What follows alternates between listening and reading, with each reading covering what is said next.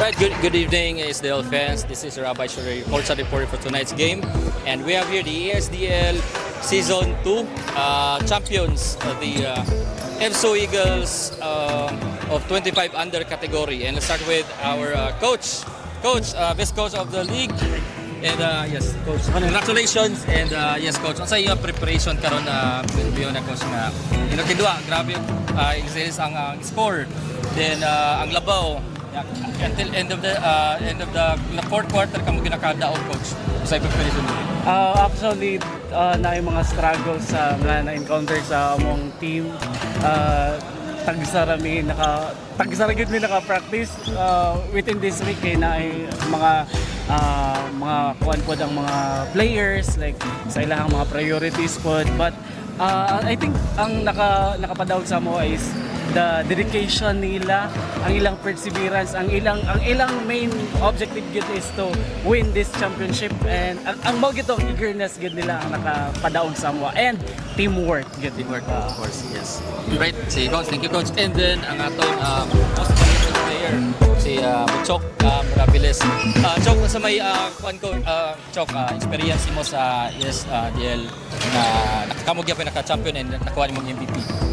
First of all, nagpasalamat ko sa Ginoo na gipa-champion niya karon, then ang kuan lang, ang amal lang gibuhat kay nag-practice mi usahay ra, then kuan lang kanang tabangay lang mi sa teamwork.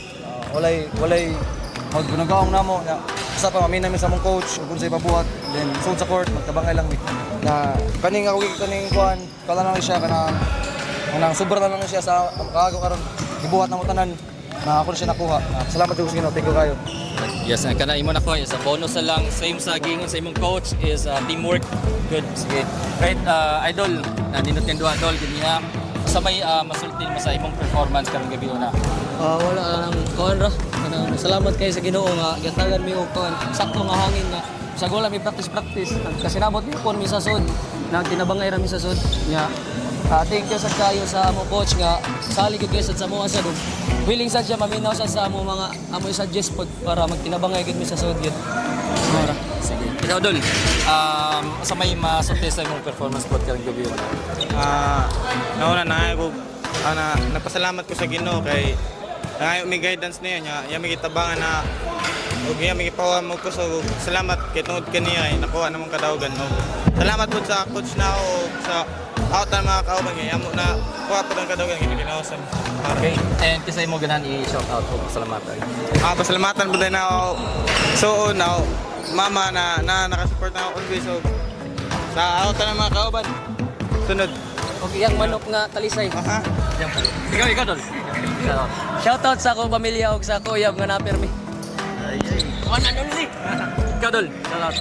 First of all, shoutout ko sa akong family na nasa mo, nagtanaw karon, na shoutout ko sa nguyab na si Francis Rosenbaum. Siya kauban karon kay wala man mi service kay walay kuha ng motor niya. Thank you sa mo coach Junjun Mubaris, then coach Sandro Flores, then thank you po mi sa IBSO na nagpatalikod namo. Salamat. Yes, coach.